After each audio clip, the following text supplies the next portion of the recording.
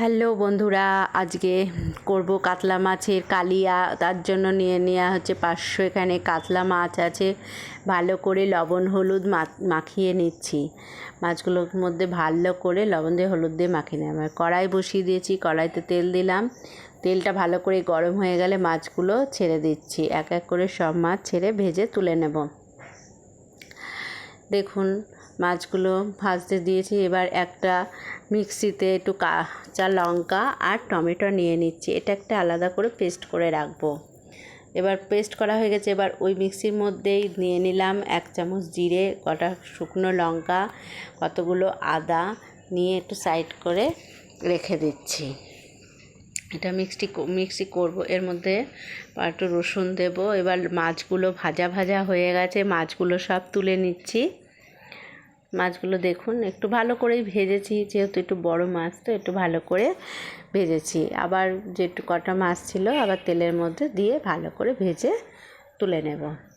এবার ওই মিক্সিটা ওই আদা লঙ্কা জিরেটার মধ্যে কিছু রসুন দিয়ে দিলাম। 10-12 কোয়া মতন রসুন দিয়ে দিলাম, বেশি রসুন দেব না, একটু রসুন দিয়ে দিয়ে মাছগুলো দেখুন সব ভাজা হয়ে গেছে। দেখুন সুন্দরভাবে মাছ ভাজা হয়ে গেছে।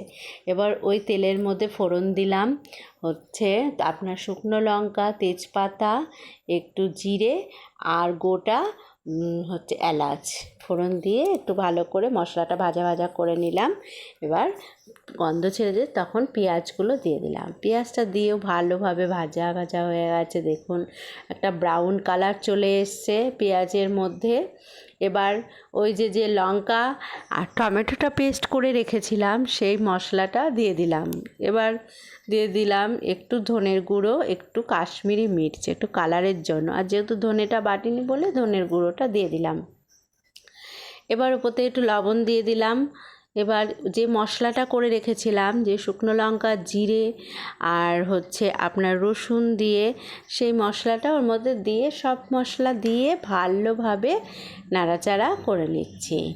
ভালোভাবে মশলাটাকে কষিয়ে নিচ্ছি। কষা ভালোভাবে কষে গেলে এবার একটু হালকা করে ঢেকে দিচ্ছি।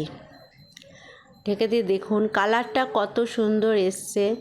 কালারটা খুব সুন্দর কালার এসছে। এর মধ্যে হলুদ দেওয়াই আছে আমার। ভালো করে কালারটা খুবই সুন্দর এসে দেখুন মশলাটা কত সুন্দর কষা হয়েছে। মশলাটা খুব ভালো কষা হয়ে গেছে। এবার আলু দিয়ে দিলাম। আলুটাকে আমি আগে একটু সেদ্ধ করে নিয়েছি। আমি একটু আলু সেদ্ধ করে নিই, একটা সিটি দিয়ে আলুটাকে সেদ্ধ করে নিই, তাহলে আলুর যে স্টার্চটা সেটা গায়েও লাগে না। মানে যারা একটু ফ্যাটি আছে তাদের জন্য কোনো ব্যাপার হয় না, আলু খান কোনো ব্যাপার না।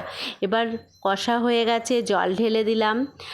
ভালো করে ঝোলটা ফুটছে। এবার মাছগুলো সব ঢেলে দিচ্ছি। এরকম করে বানিয়ে খাবেন, এটা হয় দুর্দান্ত খেতে। একটু ঝোল ঝোল রাখবো, রস একেবারে শুকনো শুকনো করে ফেলবো না, একটু ঝোল ঝোল রেখে দেবো। মাছগুলো দিয়ে সব ফুটাচ্ছি। মাছগুলো দিয়ে অন্তত 10 মিনিট মাছটা ফুটবে। তার মধ্যে মাছের মধ্যে আলুটা একটু ভালো করে সেদ্ধ হয়ে যাবে, মাছগুলোর মধ্যে সব ঝোলগুলো ঢুকবে, তবে খেতে খুবই টেস্ট হবে। এবার দেখুন মাছটা কেমনভাবে ফুটছে। এবার 10 মিনিটের জন্য ঢাকা দিয়ে রেখে দিলাম। এই দেখুন আমার মাছ পুরোপুরি কমপ্লিট। মোটামুটি 10 মিনিট হয়ে গেছে, ঢাকনাটা নামিয়ে নিয়েছি। এবার আলুগুলো একটু সেদ্ধ হয়েছে কিনা দেখি। আলুগুলো সেদ্ধ হয়ে গেছে। গরম মশলা উপর থেকে দিয়ে দিলাম, চিটিয়ে একটু গরম মশলা দিতে হবে। এই দেখুন আলুগুলো সব সেদ্ধ হয়ে গেছে। কত সুন্দর লাগছে খেতে দেখতে। এই দেখুন আমার মাছটা পুরোপুরি কমপ্লিট। আজকে এইটুকু।